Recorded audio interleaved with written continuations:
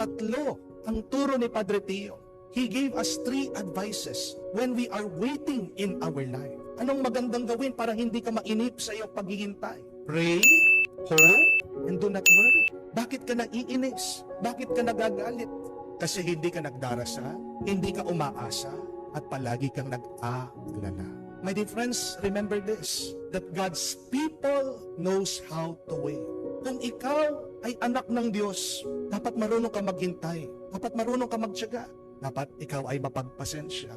Ilang taon ang bayan ng Diyos, ang mga Hebreo, nawawala sa desyerto. They were lost, wandering in the desert for 40 years. Pero bakit hinayaan ng Diyos na sila ay mawala? God is teaching them something, that they should be patient. Because also remember that a strong faith can only be made stronger through patience. Kinahayaan ka ng Diyos na maghintay dahil gusto niya maging matatag, maging malakas ang iyong pananampalataya. Kung babasahin niyo po ang mga storya sa Biblia, ang mga taong naghihintay sa Diyos, sa kanyang pagdating, pinaghintay sila dahil gustong makita ng Diyos gaano ba kalakas ang kanilang pananampalataya. At si Padre Pio ay hindi po iba sa paghihintay. Padre Pio also experienced suffering. Nung pong medyo sumisikat na si Padre Pio, pinaghinalaan siya ng mga ibang opisyal ng simbahan.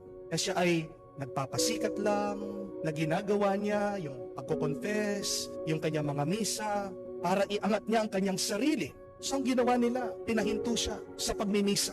He was not allowed to say the Mass publicly. At para po sa isang pare, napakahirap po nun, napakasakit nun. Dahil ang buhay ng isang pare ay nasa misa. Ano ang pare kung hindi siya makakapagmisa? Pero kahit na nasaktan si Padre Pio, siya po ay sumunod. He became obedient. Naghintay siya.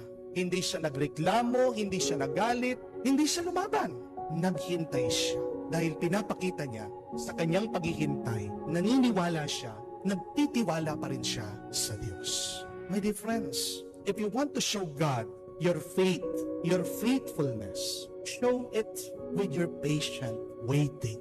At pag nakita ng Diyos na marunong kang maghintay, yan ang tanda, malakas ang iyong pananampalataya. At dahil sa pananampalatayang yan, ipagkakaloob niya, anuman ang iyong hiling, gagawa siya ng isang milagrong grasya para sa iyo.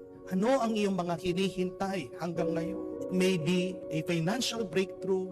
It may be a transformation of a loved one. It may be a quick healing, recovery. It may be a new opportunity for you to work. Whatever it may be, wait. Trust in the Lord. And how should you wait? Show it through your prayer, through your hope, and by not worrying. Yan ang palatandaan na ikaw ay tunay na nagpapasensya, naghihintay, at nagtitiwala sa Diyos. Ang hindi ka nagsasawang manalangin, ang palagi kang umaasa at hindi ka nag-aalala, you can smile every day, having that joy in your heart that someday God will answer your prayers. Amen? Let us not worry about our sufferings in life. Why? Because one of the beautiful teachings of Padre Pio is, the greater your suffering, the greater God's love for you. Pag ikaw ay nahihirapan, hindi naman ibig sabihin, ikaw ay pinaparusahan na agad ng Diyos. Hindi lahat ng nahihirapan ay nagkasala. Tandaan natin ang halimbawa ng ating Panginoon. Siya ay nahirapan, pero ginawa niya ang pagdurusang ito sa pagmamahal niya sa Diyos at pagmamahal niya sa atin. Ang mga pinahirapan ng Diyos, hindi lang mga makasalanan. Ang mga hinayaan ng Diyos na magdusa, mahal niya. Umaalala niyo din ang kwento ni Job. Siya ay hinayaan ng Diyos na tuksuhin, subukan ng demonyo, nawala ang kanyang mga business, namatay ang kanyang mga anak, nagkasakit siya, wala siya ginagawang kasalanan. Pero bakit ginawa yun ng Diyos? Dahil gustong makita ng Diyos kung siya ba ay tunay na mabuti, tapat at banal. So the next time that you are suffering in your life, what should you do? Wait and be steadfast, endure, pray, hope, do not worry, and remember na hindi ka hahayaan na magdusa ng Diyos, na hindi ka niya kakaloob ng biyaya. Hinahayaan ka ng Diyos na magdusa, hindi ibig sabihin hindi ka niya mahal. Mahal na mahal ka niya. Sinusubukan ka lang niya at hinihintay niya na magtagumpay ka. Konting tiis na lang. Pag nalampasan mo yan, Napakaraming biyaya at bendisyon ang matatamasa mo, ang mararanasan mo sa iyong buhay.